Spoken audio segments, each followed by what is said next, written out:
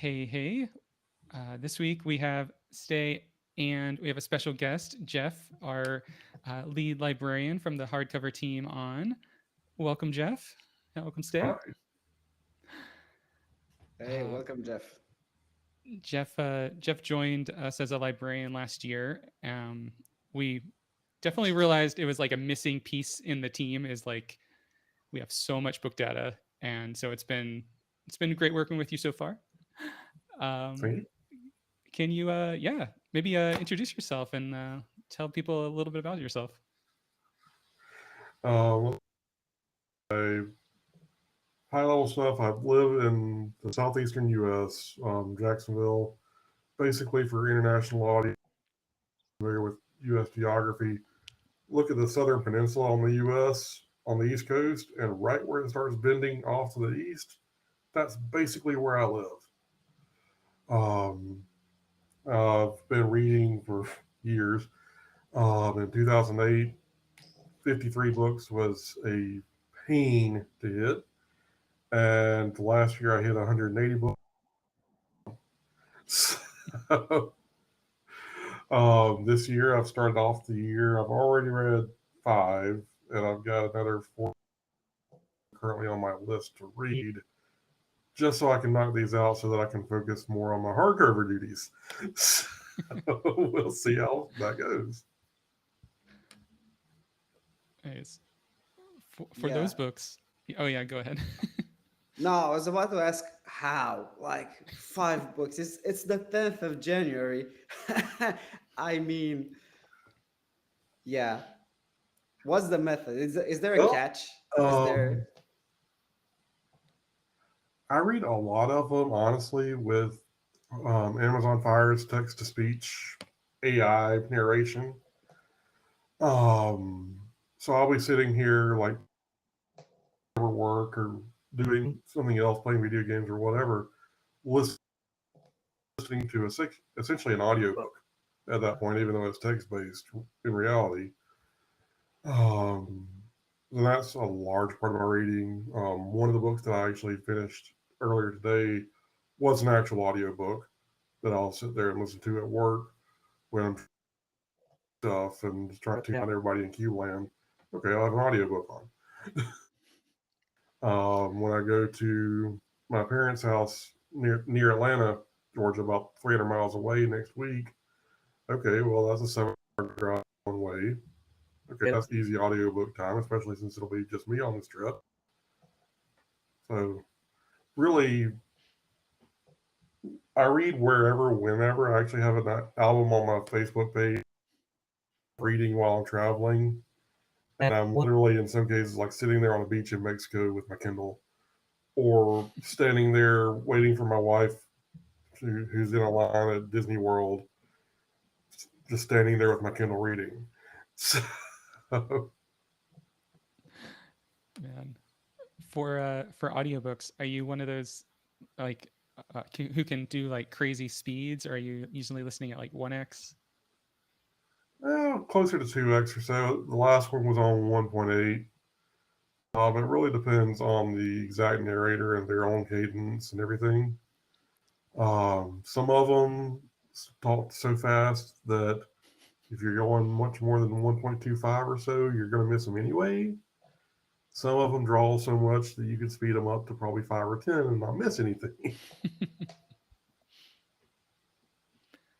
Yeah, I found that if I'm like really struggling to get through a book and I'm thinking about like DNFing it, sometimes I'll just crank up the speed to like 2.5x just to like say I finished it and get through the story, so it's not a question mark. But Well, yeah. like the text to speech that I use on the Kindle Fire, um, I actually listened to that at 4.0 and it works beautifully. But obviously, Wow. with human narration, like actual human narration, Mm, it's a bit different. I see. Yeah, I don't think I've tried the Amazon text to speech, the Kindle text to speech. Yeah. I've noticed that it only really works on the Fire series. I tried to do it on the e-readers, and the Mm, the text to speech tries to read the entire screen, It's basically a screen reader at that point. Versus, for whatever reason, I don't claim to understand the tech at all, but inside the Fire in Kindle app, it just reads the actual text of the book. Hey, perfect. Nice. Well, one of the reasons why I'm excited to chat today is like you've kind of been a librarian on other sites as well, and something that neither of us have really been on that side of the user interface of other sites. What kind of drew you to kind of joining up as a librarian on different sites, including Hardcover? Well, the biggest thing, honestly, was 99% or I guess I can tell you the exact number. Um,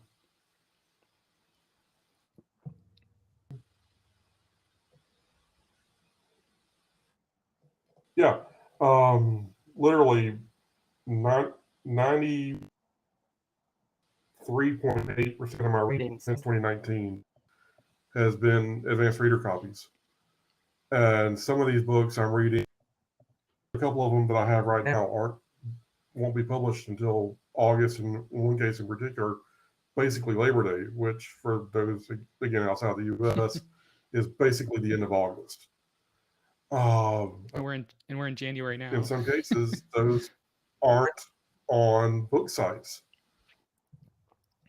Smaller sites, newer sites, whatever, that maybe don't have the data. Okay, well, if I'm reading this book and I review everything that I read, especially as an ARC, then I need the book to be on the site that I'm using. Therefore, I need the ability to add. In cases, I'm the only one reading it. Literally, I put up a review a couple of days ago, and this book releases at the end of the month. It's called Blue by British Stater. I was the first review even on Go, and it releases on January 30th. Yeah. I'm guessing that, so for something like that, when you get like an art copy of a book, what data is usually available on like Google Books or like externally? Like, is there an ISBN? Like, is there a working title, or is it like the actual final title usually, or always?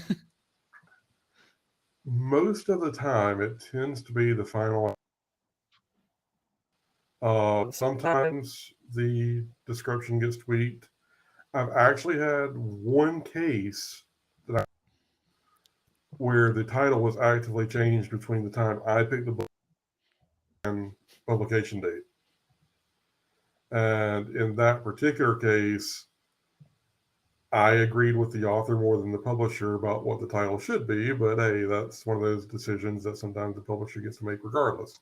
So,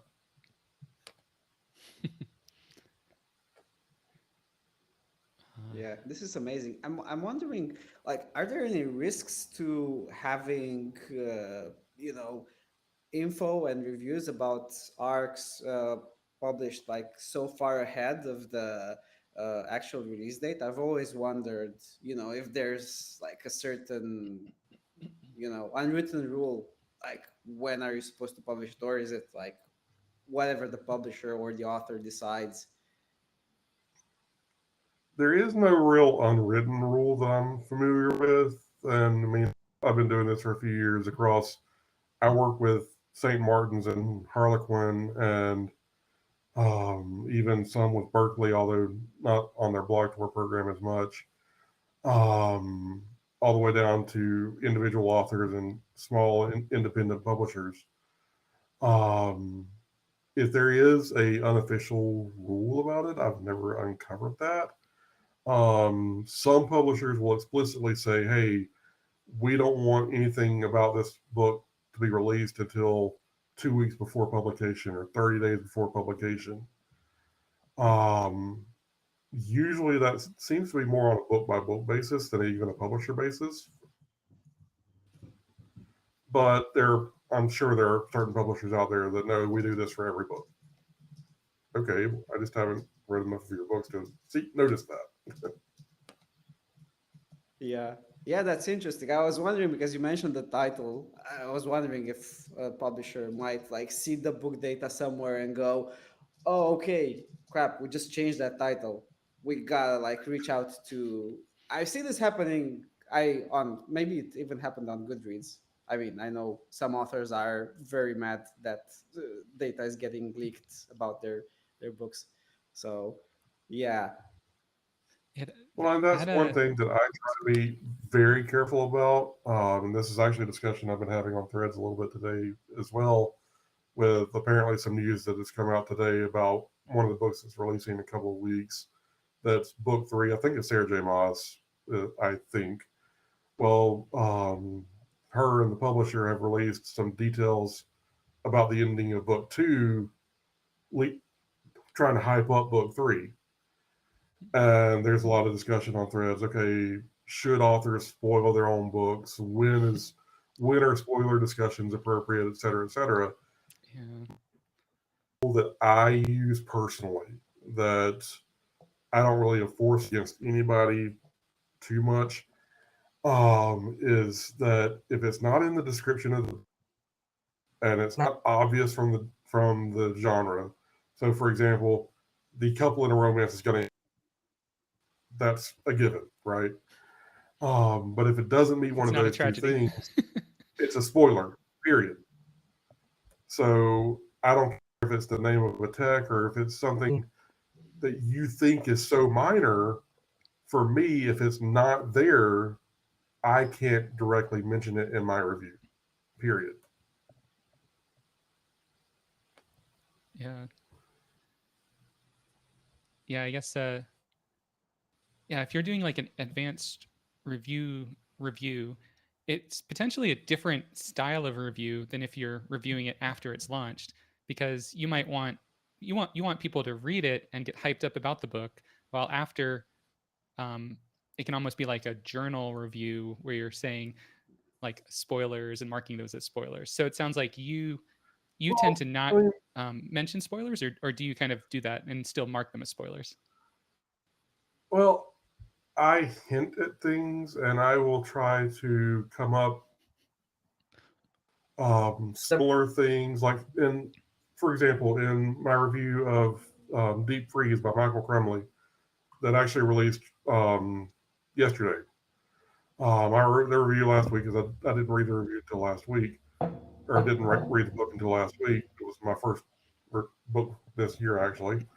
I mentioned that, okay, there are passages of this book that remind me of Afterlife by Marcus Sacchi, or even a particular X-Men character, although I didn't reveal the exact X-Men character because that this this character's power would reveal what the exact illusion was in the book, and that again wasn't in the description, therefore it would be a spoiler.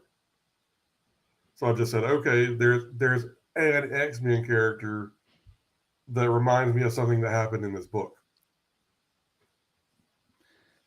I, I love how intentional you are about preventing people from seeing spoilers and going in kind of as blind as possible, because that's something I like. Like there was a chart. It was like one of those like a college football or college basketball like tournament chart, when it was like tropes or things that annoy you, and one of them on there was spoilers.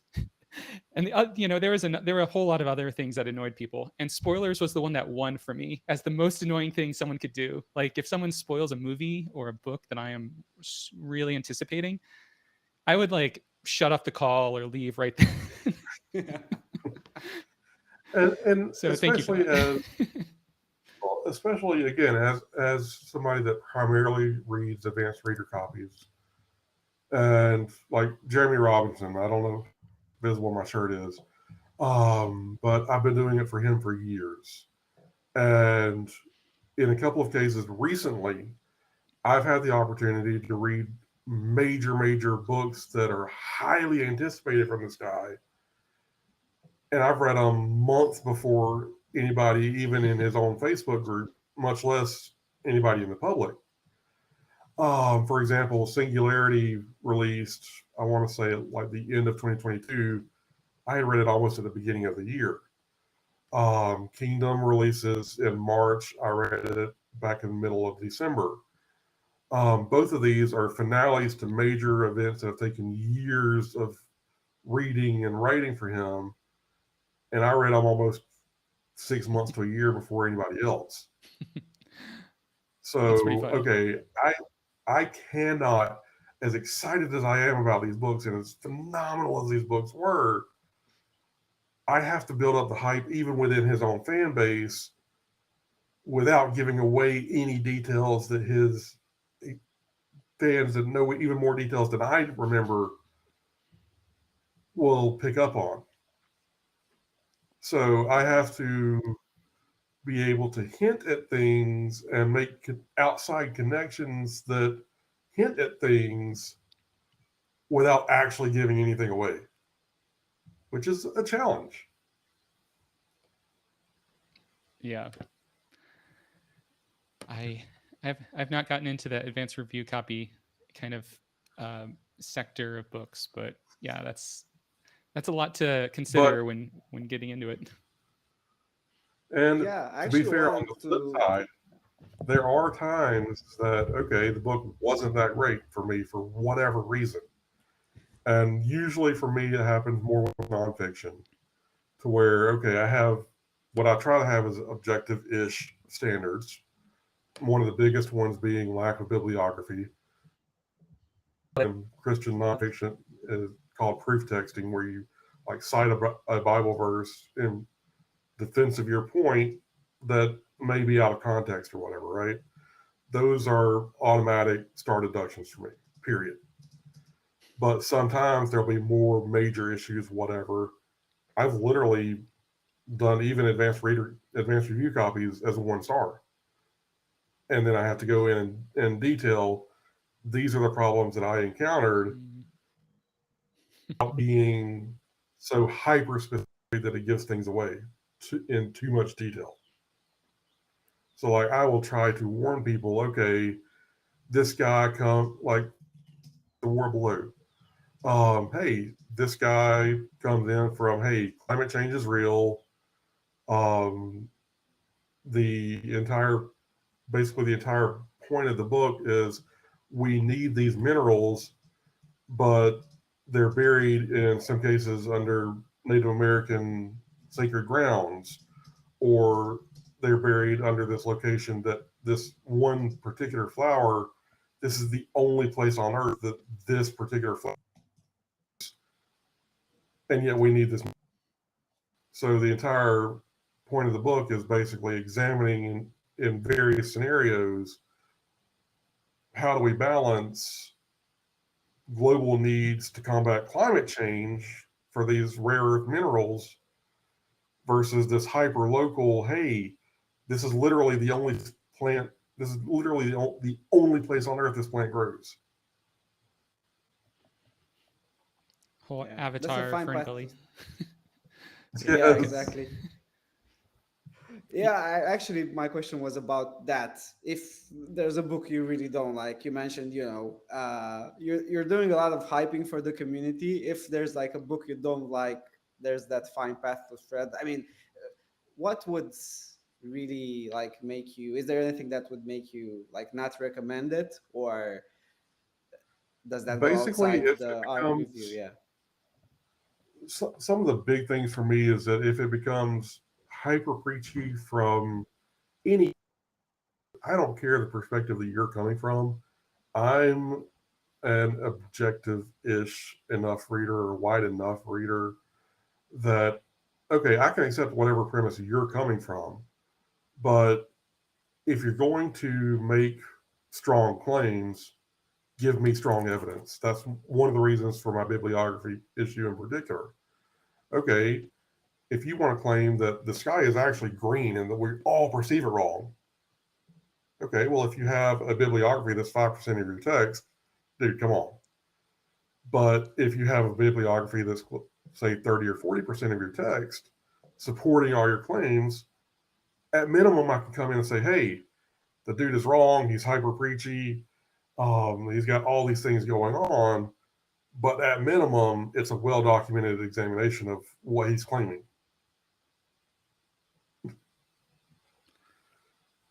So I'd like to move over to some librarian tools questions Yes. and discussions. So what can librarians do today on hardcover? Let's see. They can definitely add the description and cover for books that are missing. On hardcover, we allow anybody to import a book that may not be in our database at all. Librarians can then go in and edit the cover, edit the description of the book. I think pretty sure he edit even the title and author if necessary. So the librarians have a lot more power than just a normal user. At hardcover, we're a little bit different. We actually do allow even normal users to input missing data, which, for example, some of our other competitors don't allow at all. A couple of them do. So really comes down to how much editing do you want to be able to do. Yeah, that sounds about right. It's like right now we're kind of limited to editing editions and books, but yeah, librarians kind of have that full power to manage all those. And I know we've talked about kind of the next thing we're definitely doing is kind of the ability to add a book and add an edition and potentially have that like marked as a like user added, and then have a librarian need to like verify that it's an actual book. So I feel like that's something we've already kind of decided on as like an easy next win for librarian tools. But More in line with one of the sites that we get compared to a lot, which I don't particularly want to name here, but everybody knows who we're talking about. So hey, we can say their names. Yeah, we're probably talking about Storygraph and maybe even Goodreads. I don't know. in particular, Storygraph, with the user added and the librarians going in and approving the edits. That seems like a good process. We just have to make sure we just have to figure out how to like queue that up so that the librarians know how to or create good tools for the librarians to be able to control that user added tag. It sounds like. Yeah. What would be like And some caveats to like this? I mean, what can go wrong if we're allowing people to add random books? I think this is like a question that could, yeah, signal some of the things that we can do. What do you think, Jeff? well, it's actually no different than what we already do, though, with the anybody can import anything with an ISBN or a Goodreads ID. That's already produced a lot of issues. Adam can agree here, and really anybody can see it just from looking at some of the more popular books and the data we have. We have in some cases hundreds of different book, or in some cases, we still run dozens of books even that hopefully our users can use the flag button and report as a duplicate. And Adam and I can handle it that way right now. So I mean, that's all it is. That's the only major problem is that okay, you might get duplicate book data. Okay, well we've already got mechanisms to handle that. Yeah, one of the concerns I have is around people adding just like a book that doesn't exist, that's just like curse words for the title, and then they choose the authors as like the top 10 authors on the site. Yeah.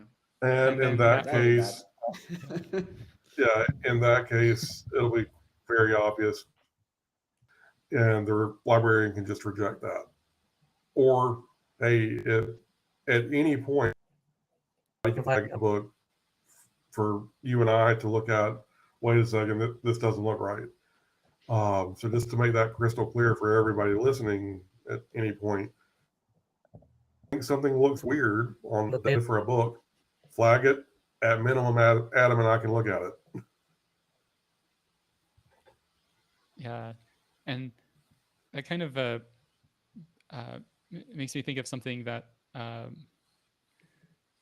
we want to figure out, which is like how we scale up like the two of us and make some things kind of more community based. And um, so what I was thinking is like, how do we how do we how do we do that? Like right now, we have some of these decisions that are like core to the site. Like, should these two books the same? Like, if someone marks Harry Potter and the Sorcerer's Stone and Chamber of Secrets as the same book, we don't want someone to say, yeah, they're the same book and merge those together and then potentially like have our intermixed data kind of disaster where it's hard to unwind. Um, but we should allow someone to say that they're the same book. We just have to not do the next action on it. But how Right. might we do that in a way that scales? And I'll again looking at the other places that I'm a librarian at, the ticketing system that you just built in for you and I, um, and the various feeds on the admin page that we already have. Those are actually core features of how some of these other systems work. They just, instead of just you and I, it's the entire librarian core. And they will also provide a button that, okay, hey, Sally has worked on the admin screen and doesn't really know how to resolve it. Well, she can either release it, which is a feature that you've already coded in there, or she can send it to the staff person, whoever that may be. In our case, it would be me. And it would then pop directly onto my queue and say, hey, I need to look at this. And that way, however big it grows, hey, they can be doing most. And then when they encounter something that, hey, this looks a little tricky, I'm not sure what to do here, that's when they toss it over to get my attention. And obviously, if I toss it over to Adam. And then I'll mark it as don't fix. Yes. But All right. Yeah. We're joking, to be clear. Yeah. So for those ones that, like, let's say we have a system where kind of anyone that's a librarian could like merge things together. How might you see there are warnings everywhere?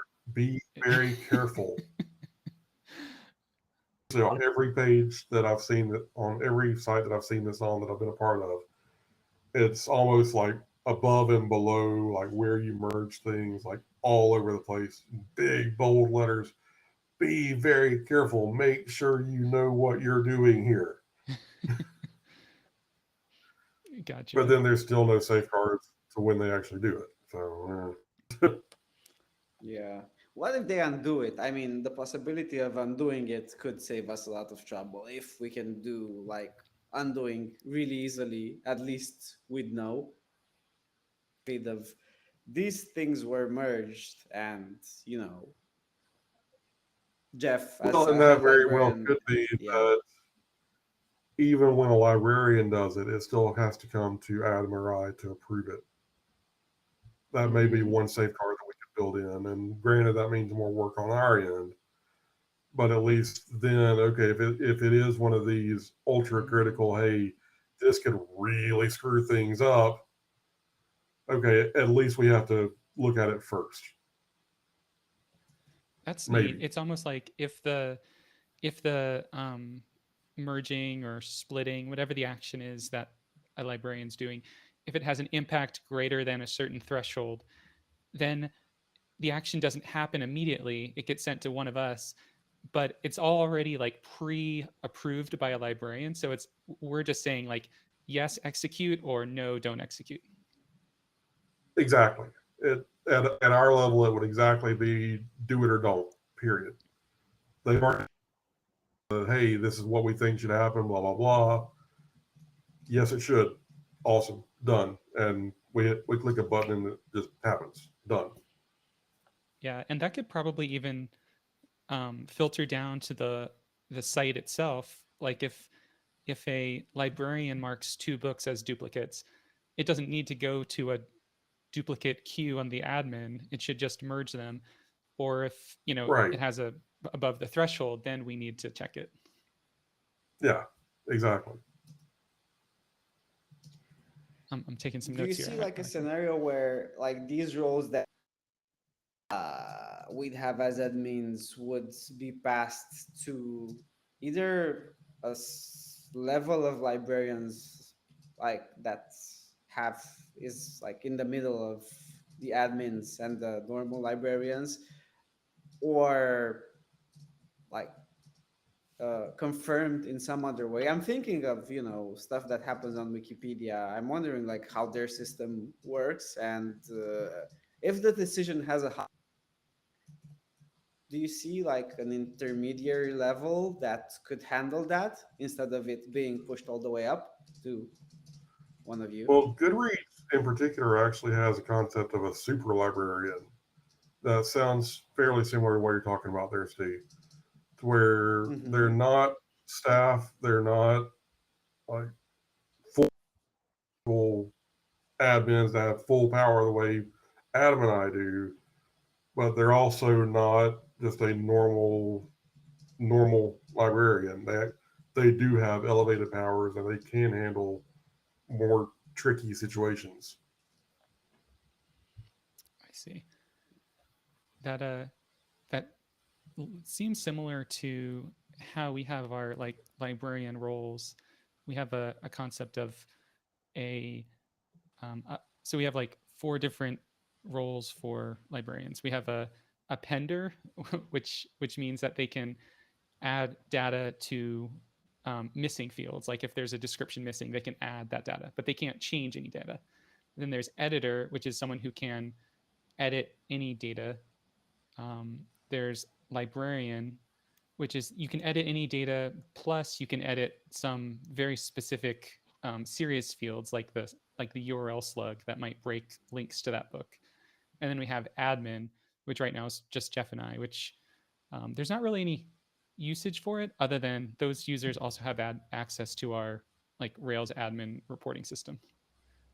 So those are the four we have right now, which sounds kind of similar to what you were describing for the super admin on Goodreads. And by the way, we do need to look if we're going to allow the appenders to add missing descriptions. I don't think that actually works right now. We need to look at that Okay. because we've had some discussion on the Discord that some people would like to add missing descriptions and couldn't. Yeah, and I think along those lines, we realized that if someone like adds a book to hardcover, they should probably be able to edit that book as well, because like if you add it and then you can't edit anything, then you're like, okay, now someone else needs to edit this, but I'm here, I want to do it. Yes. I think especially on that initial import, like, okay, I've gone into the import screen and I've added this book from Goodreads or via ISBN. Clearly, I know the exact book I'm looking for. I probably have at least most of the information about it readily at hand. Yes, whoever that user is, even if they've just joined hardcover, okay, at least the very first time, like maybe within a certain time frame of adding that book, yes, please, if you have that information, please add it in.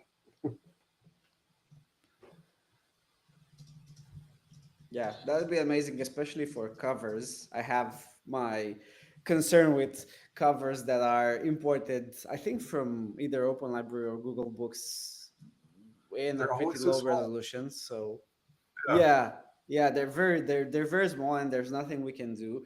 Uh, apart from uploading covers, which I'm doing for some books, especially the ones that have good covers. But it would be, could it be possible to also have like some roles by default for certain books? For instance, if you add a book, you are an editor, but only for that book, or would that be considered too fine grained for our purposes and maybe mess things up down the line? That would be a I'd database be curious what level. Programmatically, I can see ways to make that work, but as a small development team with the three of us, basically, do we want to put in that level? Is that something that makes sense for what we're doing overall? And will that make sense?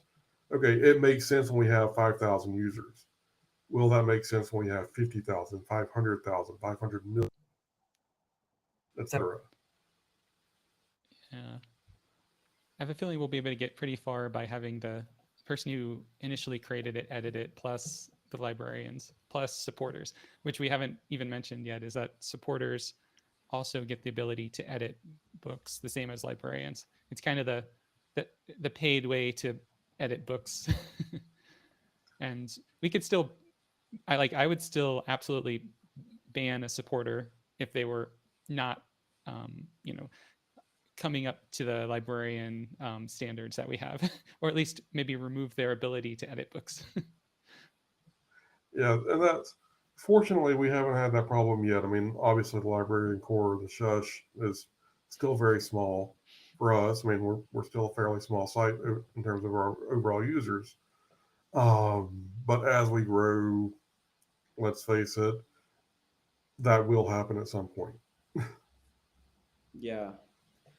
What do you think are the challenges to like building impeccable book data, Jeff? Because we know there are some paid sources where you can get data, but what do you think are like the upsides of having a librarian program, and how, you know, can you actually reach like that level of impeccable book data through this kind of program? Well, I mean, you absolutely can. Again, good have shown they have solid data for the most part. But what gets interesting, and I actually just saw this on one of the books that I'm writing a review of here in a few minutes. Um, Sometimes even Goodreads or even Storygraph or Cat in some cases does the book data for a book that you have in your hand. Okay. What do I What do then? here? So in that case, and the manuals in both Goodreads and Storygraph will tell you, hey, if you have the book in your hand, use that data. Period. It is clearly out there. That is clearly good data because it's not something you're making up. You're you're actually staring at it right here in front of you. Good enough.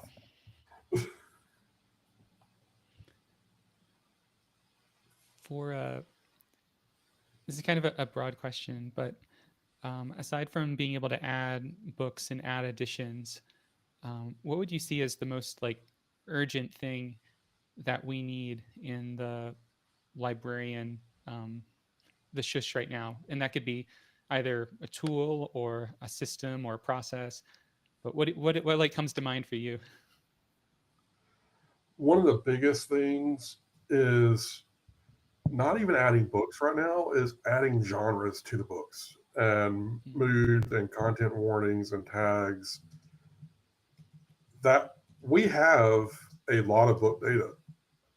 We have a lot of book data that is missing even basic fiction versus nonfiction genre tags. And that is one of the things that I'm trying to correct even within my own library on the site is, hey, as I go in to update a given book, or as I go in to even so much as look at a book, I'm putting in these tags. because, like I said, so many of them are missing. Other than that, we've actually got a couple of librarians already that are hardcore into the graphic novels and manga and comic books, which admittedly is not something that I read very much and that I'm not overly familiar with even their conventions of publishing. So I am very there and already actively working in that space. And they're doing a great job. They really are. They're reporting things that, okay, admittedly, I'm not even sure how to handle. Please, when you report these, tell me exactly what I need to do to make. uh, but otherwise, they're actively reporting, hey, books 15 through 20 don't exist, except, well, they actually do, but they're reported as an addition of book two. Yeah, I've definitely come into that before. Several of those reports already. So, and in those situations, because I know one of the things with comic books in particular is that they will have annual editions that have like all the books that came out that year bound in one volume. I know that much about the convention there. For those people that are working in that space, we do have the compilation button on the edit screen to where you can say, hey, this volume is a compilation of these other individual books. Please use that when appropriate.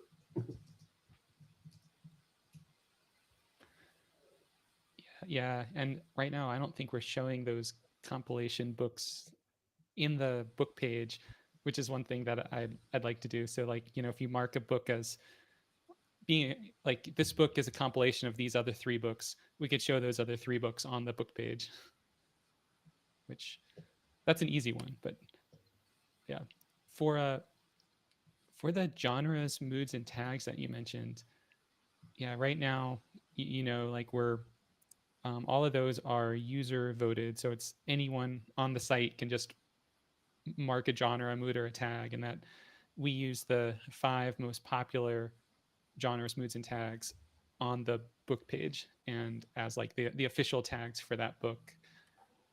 Uh, I'm wondering, like, that was kind of a quick proof of concept way of doing it to just get a lot of book data in from users. Um, what do you see as like the next step for that? Well, and I don't know how much we can import because I know for a fact that the Goodreads export file doesn't list their genres. So I know that's a no-go.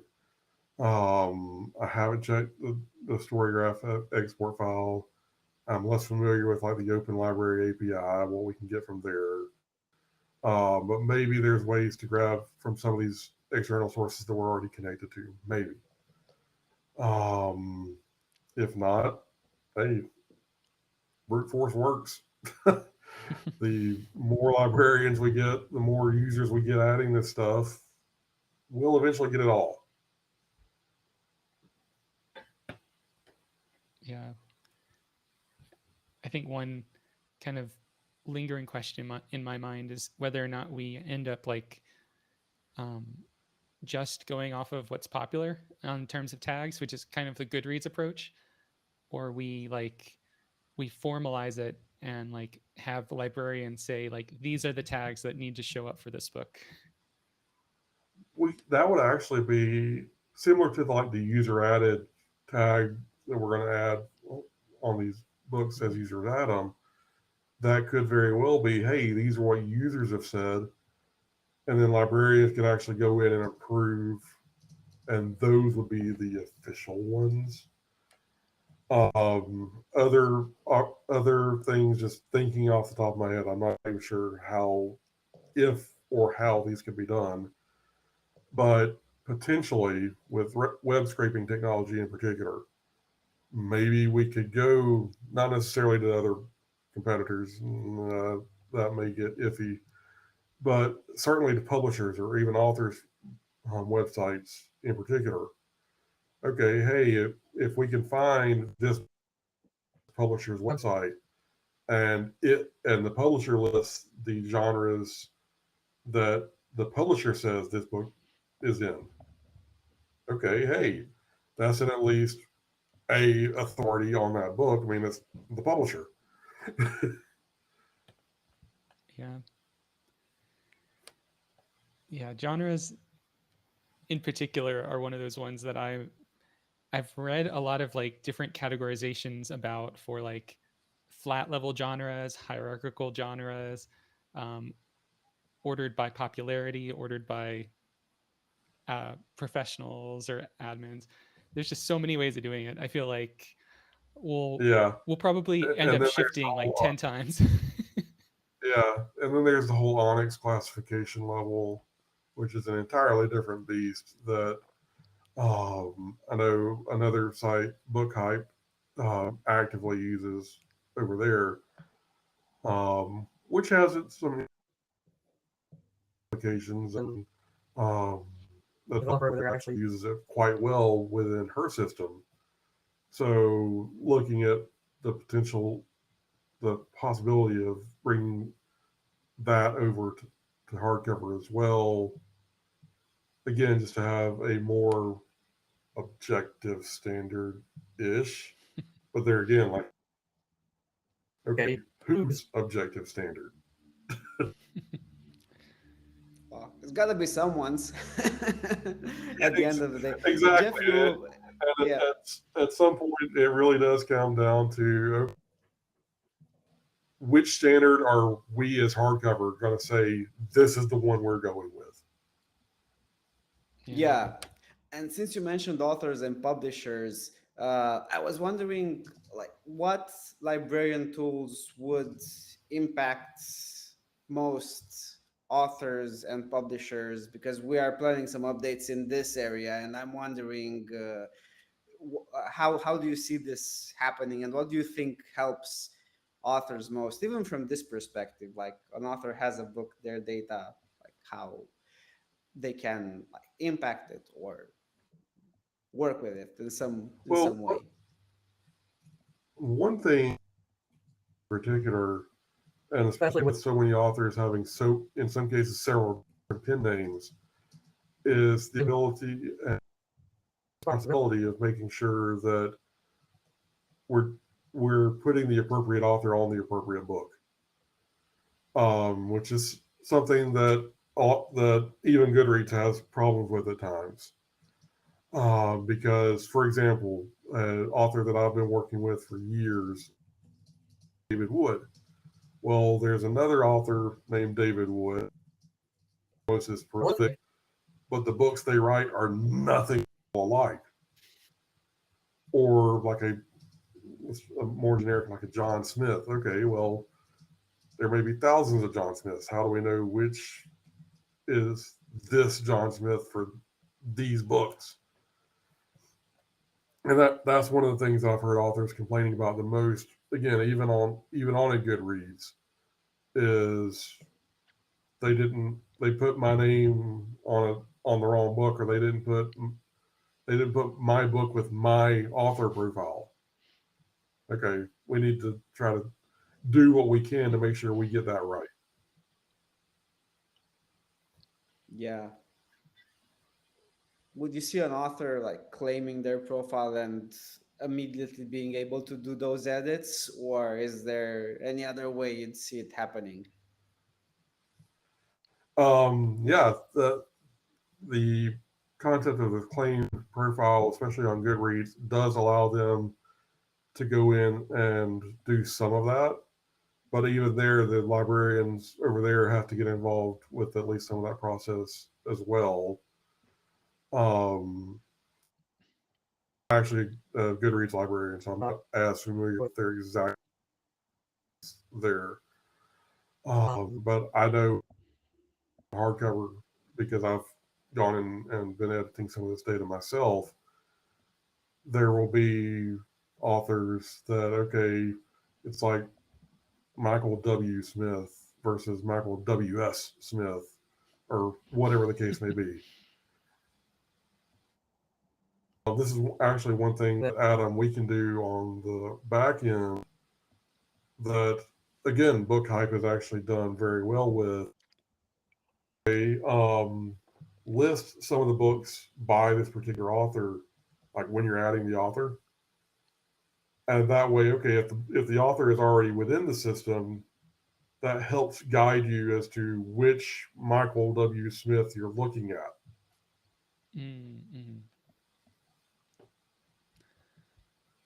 Well, getting into the last couple of minutes, so I have some rapid fire questions for you. So I kind of thinking of this as like a new segment at the end of Hardcover Live for our guests. Um, this is kind of the first time trying it, so we might change these questions later, but I'm curious. They're kind of general ones that I think will apply to any type of guest that comes on. So start off, what book got you into reading? Ooh. Honestly, the earliest one were like the Boxcar Children or the Young Students Learning Library. Like literally, I had a entire set of Young Students Learning Library encyclopedias back when I was a small kid, back in the late 80s, early 90s. And back then, kids would make fun of me because I would literally sit there and read the encyclopedia just for fun. Oh man, I don't know if that's allowed in Florida anymore. Is it that bad? I'm not even sure if that. I'm not even sure if like the younger readers, like my nieces and nephews, are like in middle school now, if they even understand what the concept of a printed encyclopedia is anymore. I mean, Yeah. Might be one of those things like the rotary phone or something, or even the cassette.